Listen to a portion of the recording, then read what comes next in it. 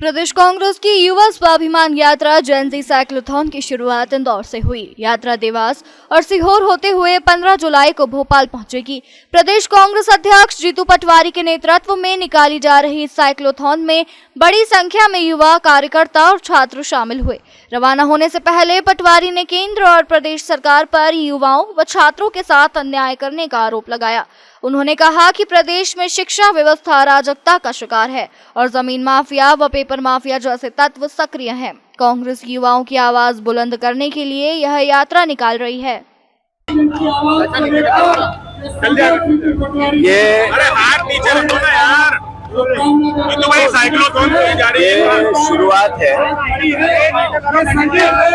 ये शुरुआत है, ये संकल्प है छात्रों की, युवाओं के स्वाभिमान का।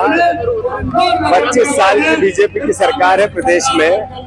लगातार मध्य प्रदेश में एग्जाम माफिया, पेपर माफिया, जिस तरीके की नौकरियों में धांधली, जिस तरीके की शिक्षा के पदों में 50% की कमी, प्रोफेसर से लेके सारे लोगों की, ये चिंता का विषय है। ये राजनीतिक यात्रा नहीं है, ये देश के भविष्य को बचाने की, छात्रों के भविष्य को बचाने की, शिक्षा को बचाने की यात्रा है। ये मैसेज है कि एक प्रयास केजी से पीजी तक जो मुफ्त और क्वालिटी वाला एजुकेशन हमें नहीं मिलना चाहिए। हमारा अधिकार है, बच्चों का अधिकार है, अभिभावकों का अधिकार है। इंदौर में 15 जुलाई को लक्ष्मीबाई कृषि उपज मंडी परिसर में मुख्यमंत्री डॉक्टर मोहन यादव के मुख्य आतिथ्य में बलराम कृषि महोत्सव आयोजित होगा। तैयारियों का जायजा कलेक्टर शिवम वर्मा ने लिया। उन्होंने बताया कि महोत्सव का उद्देश्य किसानों के योगदान का सम्मान करना और उन्हें कृषि क्षेत्र की नई तकनीकों, नवाचारों तथा शासकीय योजनाओं की जानकारी देना है। कार्यक्रम में कृषि विभाग सहित विभिन्न विभागों की प्रदर्शनी लगेगी। उत्कृष्ट कार्य करने वाले किसानों और उनके प्रतिभाशाली बच्चों का सम्मान भी किया जाएगा। प्रशासन ने कार्यक्रम में हजारों किसानों की भागीदारी की संभावना जताई है। देखिए, 15 तारीख को माननीय मुख्यमंत्री जी के मुख्य आतिथ्य में बलराम कृषि महोत्सव का आयोजन किया जा रहा है और ये हमारी लक्ष्मीबाई मंडी के जो प्रांगण है उसमें ये आयोजित किया जाएगा। इसमें सभी हमारे जो किसान भाई जो कि बहुत ही मेहनत करते हैं और उनके ऐसे उत्कृष्ट कार्यों को इसमें सम्मानित किया जाएगा। साथ ही साथ जो कृषक भाई हैं, उनके जो बच्चे हैं जिन्होंने अच्छी उपलब्धियां की हैं, उनको भी इसमें सम्मानित किया जाएगा और इसमें सांस्कृतिक प्रस्तुतियां भी रहेंगी। तो माननीय मुख्यमंत्री के निर्देशन में जो हमारा कृषि वर्ष शासन इसको मना रहा है, हमारे इस करंट वर्ष को, तो इसमें जो विभिन्न गतिविधियां भी हो रही, उनका भी समावेश रहेगा और साथ ही साथ किसान भाइयों को सम्मान भी किया जाएगा। इंदौर के आजाद नगर थाना पुलिस ने घरेलू गैस सिलेंडर चोरी करने वाले गिरोह का पर्दाफाश कर मोहित यादव, गर्वत उर्फ काका उर्फ बाबा और कुणाल उर्फ कुंत्र को गिरफ्तार किया है। आरोपियों के कब्जे से 11 घरेलू गैस सिलेंडर और चोरी की हीरो होंडा स्प्लेंडर बाइक बरामद हुई। पुलिस के अनुसार आरोपी नशे की लत पूरी करने के लिए चोरी की वारदातें करते थे। कार्रवाई पुलिस आयुक्त के निर्देश पर डीसीपी नरेंद्र रावत के मार्गदर्शन में हुई। टीम में थाना प्रभारी लोकेश सिंह भदौरिया, एएसआई संदीप बेस, प्रधान आरक्षक अरविंद तोमर, नीतीश राठौर, प्रदीप पटेल, अभिनव शर्मा और आरक्षक अक्षय रावत की अहम भूमिका रही। इंदौर की थाना मल्हारगंज पुलिस ने 82 वर्षीय महिला के साथ चेन स्नेचिंग की वारदात का खुलासा करते हुए 3 आरोपियों को गिरफ्तार किया। 9 जुलाई को जवाहर मार्ग पर जैन मंदिर जा रही इंदिरा जैन के गले से बदमाशों ने सोने की चेन झपट ली थी। पुलिस ने 100 से अधिक सीसीटीवी फुटेज और तकनीकी जांच के आधार पर आरोपियों की पहचान कर एयरपोर्ट क्षेत्र में घेराबंदी की। पीछा करने के दौरान आरोपी बाइक सहित गिर पड़े और गिरफ्तार हो गए। उनके कब्जे से छीनी गई सोने की चेन, वारदात में प्रयुक्त चाकू और चोरी की पल्सर मोटरसाइकिल बरामद हुई। इस्कॉन की स्थापना के 60 वर्ष पूर्ण होने पर इंदौर में धार्मिक और सेवा कार्यों की श्रृंखला आयोजित की जाएगी। इस्कॉन इंदौर ने बताया कि 19 जुलाई को भगवान जगन्नाथ की भव्य रथ यात्रा निकाली जाएगी, जिसमें देश विदेश से श्रद्धालु शामिल होंगे। रथ यात्रा के समापन पर राजवाड़ा स्थित गोपाल मंदिर में कथा और सांस्कृतिक कार्यक्रम होंगे। वहीं 26 जुलाई को विशेष बाल रथ यात्रा भी निकाली जाएगी। निपानिया स्थित इस्कॉन मंदिर में 15 जुलाई तक भगवान जगन्नाथ कथा और प्रसाद वितरण का आयोजन जारी है। संस्था प्रदेश भर में 31 रथ यात्राओं का आयोजन भी कर रही है।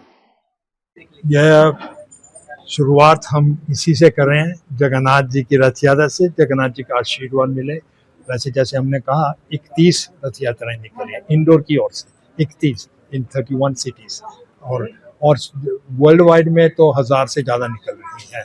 और यहाँ की जो रथ यात्रा होगी अन्नपूर्णा मंदिर से शुरू होगी और श्री गोपाल मंदिर तक जाएगी, और इसमें हज़ारों लोग आएंगे, विदेशी लोग भी आ रहे हैं।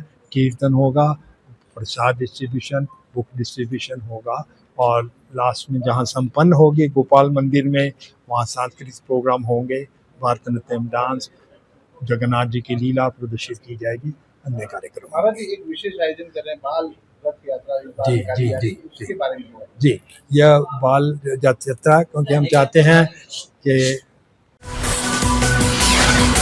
इंदौर में स्वच्छता नियमों के उल्लंघन पर नगर निगम ने कांग्रेस नेता रवि दांगी पर 2000 रुपए का स्पॉट फाइन लगाया है। कार्रवाई महात्मा गांधी प्रतिमा परिसर में आयोजित कांग्रेस की साइकिल रैली के दौरान प्रतिबंधित फुर्रियां चलाने और कार्यक्रम के बाद कचरा फैलाने के मामले में की गई। निगम का कहना है कि स्वच्छता नियमों के पालन में किसी भी व्यक्ति या संगठन को छूट नहीं दी जाएगी। अधिकारियों ने स्पष्ट किया कि नियमों का उल्लंघन करने वालों के खिलाफ बिना किसी भेदभाव के आगे भी सख्त कार्रवाई जारी रहेगी। सर, आज चालानी कार्रवाई गंदगी को लेकर की गई है, किस तरह की कार्रवाई थी और किसके खिलाफ की गई?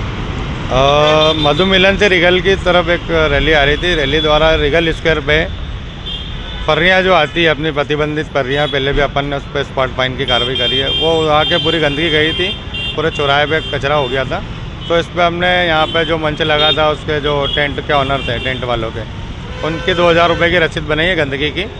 उन्होंने रवि डांगी जी के नाम से रसीद बनवाई है और हमने उस पर स्पॉट फाइन करके सफाई की कार्रवाई की। आपका शुभ नाम? मेरा नाम शैलेश पाल है, मुख्य स्वास्थ्य निरीक्षक जोन 11।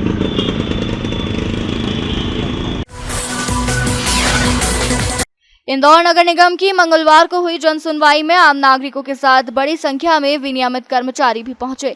हाल ही में जारी स्थायीकरण सूची में नाम शामिल नहीं होने से नाराज कर्मचारियों ने अपनी आपत्तियां दर्ज कराते हुए कारणों की जानकारी मांगी।